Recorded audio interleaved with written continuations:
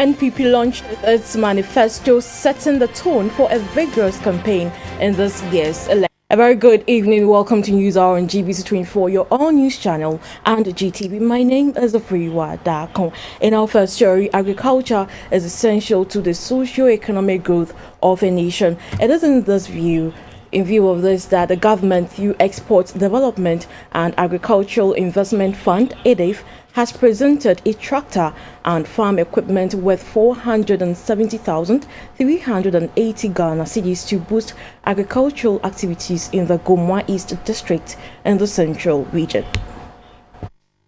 Gomwa Fete in the Gomwa East District in the Central Region is endowed with natural resources. The local people are mainly farmers and fisherfolk. Over the years, the farmers have had challenges with the land tenure system, irregular rainfall pattern, and lack of machinery for irrigation and processing of harvested produce. Coupled with these problems is the frequent shortage of potent agrochemicals and difficulty in securing financial support from the various financial institutions. The farming community was therefore very happy with the timely intervention by the chief of Gomwa Fete, Nana Aboyamwa, who released 230 acres of land to the Fete vegetables, crop and fruit farmers to realize their dream. At a gathering to honor the hardworking farmers, farm implements and a tractor worth 475,380 Ghana cedis from the government through the Export Development and Agricultural Investment Fund, EDIF, were presented by the manager of EDIF, Abdul Baki Kadri. The chief of Gomwa Fete, Nana Aboyamwa, received the items with gratitude. Juma Woody also, also papa. The farmers were elated. We thank our elders who have come to show their support. Farming is a priority to the president, so I urge all to take farming seriously. They were later presented with certificates after months of training to sharpen their skills in agribusiness. Traders who travel from Atebubu through Kwame Danso to Kajeji are appealing to government to rehabilitate the road network. According to them, the deplorable nature of the road is affecting business activities along the stretch and also puts their lives at risk. Atebu, Bantama, Kwame Danso, Chiami Krum, Lemu, Nyankwantre, Premuasi and Kejeji are neighboring communities noted for crop cultivation, fish farming and trading activities. Kejeji is a business hub which attracts people from all walks of life to do business. A major challenge, however, is the unalterable nature of the road that links other communities to the major business center. According to residents of Kejeji and commuters on the stretch, the road has not seen any major rehabilitation for years. Yao Paul, a farmer at Kwame Danso, shares his frustration with GBC24. We are unable to transport food items to the next town due to the bad roads.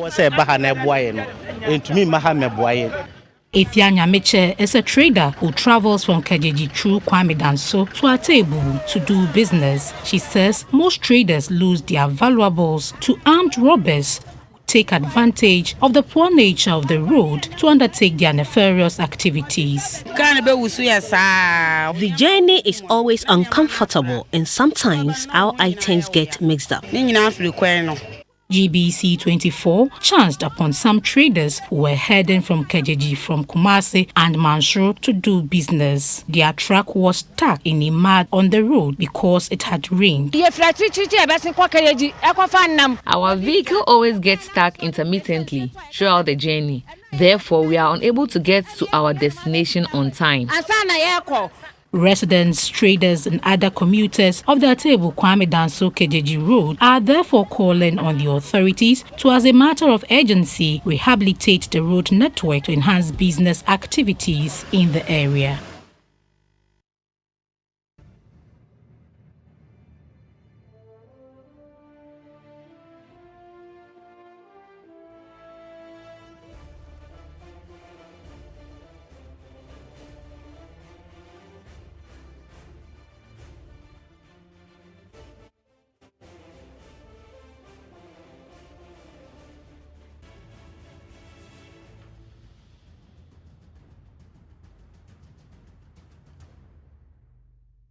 Welcome back. In State of the Race this evening, the New Patriotic Party has launched its manifesto for the 2016 presidential and parliamentary elections in Accra. According to the party, the manifesto titled Change, an Agenda for Jobs would rescue the country from economic crisis.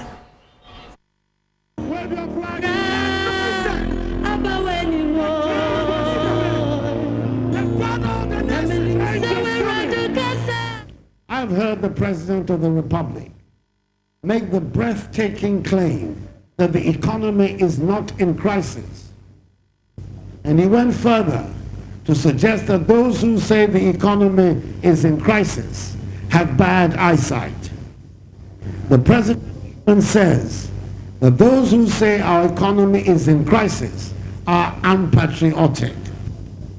Let me state clearly and without any equivocation that John Dramani Mahama cannot teach me any lessons in patriotism.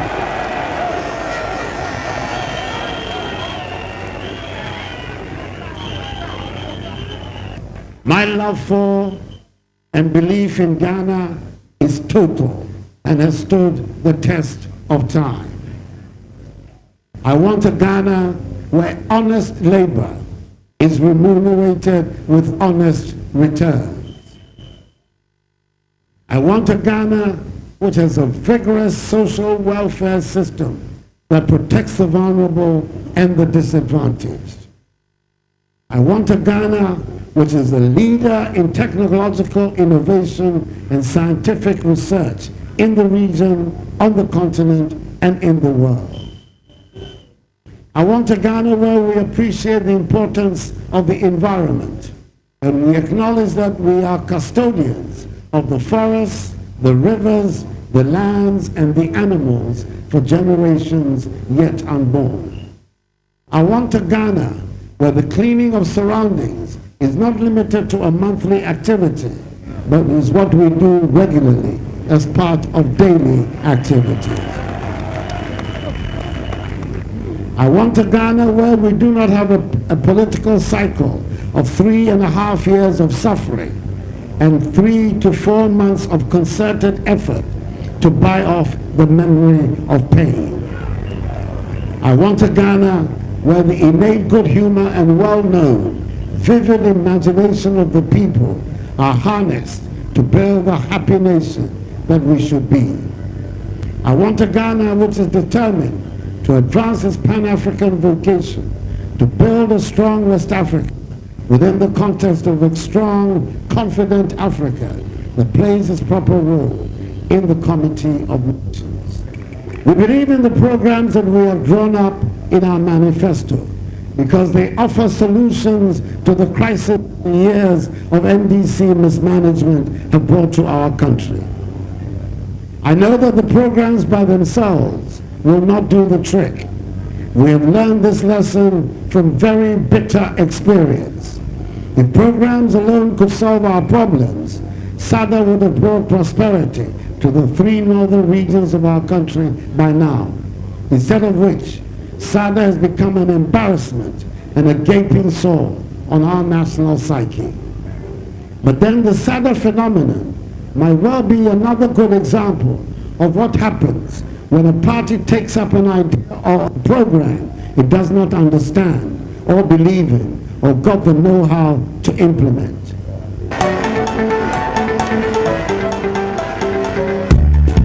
Let's hear it! Let's hear it! Let's hear it!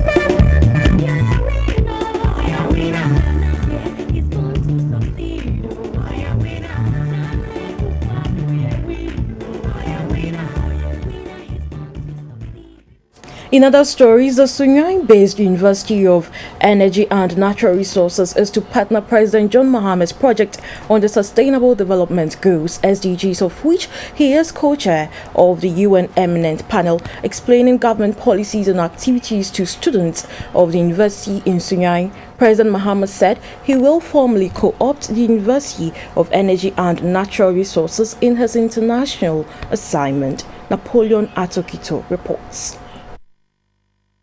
President John Mahama has made campuses of universities a strong base of his re-election campaign. Tertiary institutions are elite constituencies, abreast with the issues and often dispassionate in their responses to them. On platforms like these, the president takes his time to take his academic-inclined audience through a step-by-step presentation. He explained issues related to the economy, saying Ghana has been most resilient in the face of extraneous hiccups which bear on the local situation. Low commodity prices on the international market, the ever-dipping prices of oil, and the now stabilized energy crisis undermined productivity and revenues fell below the projections. The president said the medium-term forecast on the economy were brighter than ever, as exemplified in recent ratings by Moody, a respected credit rating institution. He said his government is bent on reversing the specter of energy crisis by making Ghana the energy hub in the sub-region. According to the president, infrastructure which had been in a bad state for a long time is being tackled. He said new jobs and additional package for existing workers across the public sector will engage his attention most if he's re-elected to a second term. Recently, Moody's, which is one of the recognized international credit agencies, upgraded Ghana. At the time Moody's was downgrading us in 2012 and 2013, the same people said, oh, you see, Ghana has been downgraded. It means the economy is bad, your credit rating is poor, and we have fought to try and restore that confidence in Ghana's economy. So the same Moody's that was downgrading us, and they recognized it and were happy about it. I don't know how you can be happy about your country being downgraded. I mean, don't you have a sense of patriotism? But they were happy when we were being downgraded. Now the same Moody's upgrades us, and then an opposition leader says Moody's doesn't know what he's talking about. I mean, how can you eat your cake and have it? The president said oversubscription of Ghana's Eurobond on the international market reinforces confidence in the Ghanaian economy. The last Eurobond that we floated, and incidentally that Eurobond was floated to settle the outstanding Eurobond that was taken in 2007. And so this Eurobond was to settle the $400 million left of that Eurobond. It was successful. It was subscribed. We went in looking for $750 million.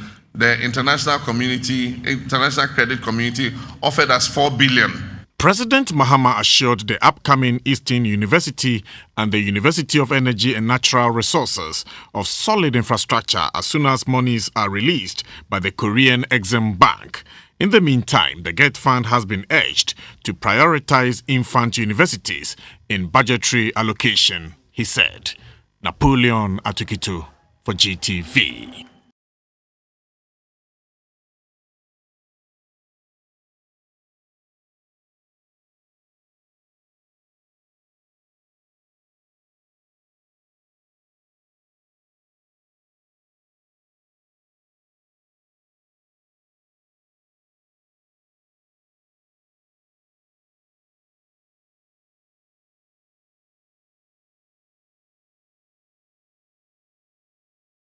At the launch of the Volta Regional Edition of the Home Fire Certification Project, the National Chief Fire Officer, Dr. Albert Brown-Gazy, advised homeowners to put early warning systems in place to curb fire outbreaks. This, he says, will reduce the level of damage caused by fires in the country. Dubbed Home Fire Safety Certification Project, or DUMJA, meaning put out the fire, the project aims to tackle the menace of domestic fire outbreaks in the country. The project is being implemented under the National Public-Private Partnership Policy on Service Delivery. Under the project, all homeowners will be expected to put in place fire safety measures in their houses. Additionally, the Fire Safety Campaign Drive seeks to encourage individuals in the building industry to obtain a fire certificate which will indicate that the house meets the minimum safety requirements for habitation. The launch of the Volta Regional Edition of the project was preceded by a short parade and a demonstration of ways to combat domestic fire outbreaks. The Volta Regional Minister, Madame Helen Tosso, said the exercise will save lives and property. This is very important and necessary because no amount of money or relief items can be used as a replacement to a lost life. The National Chief Fire Officer, Dr. Albert Brown-Gazy, said even though it is imperative to protect one's belongings from thievery, there's a need to also provide access to houses in case of fire outbreaks. Our children are in the homes. We keep our properties in the homes.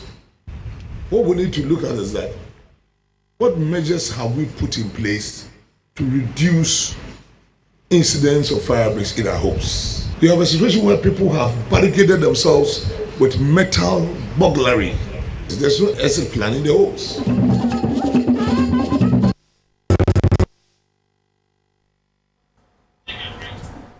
We're back shortly. The people pay you Queen Dr. Pepper go see the mind if I get too far.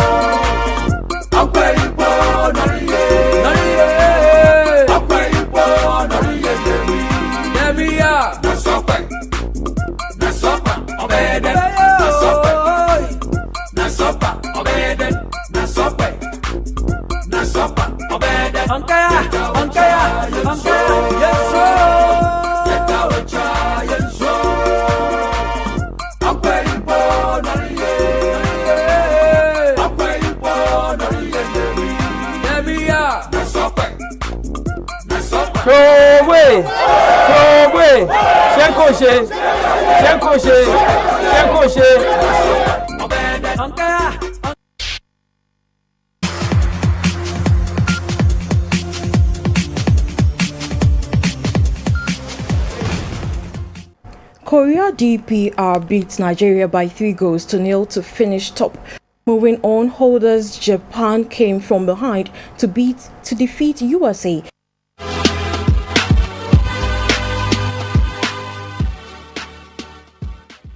On the lighter side of news this evening, at the 9th edition of the Northern Regional Tourism Awards held at Tamale, GBC's Radio Savannah was adjudged the best radio station. The award is in recognition of the station's unbiased news reports, as well as contents that have contributed to maintaining peace and security in the region.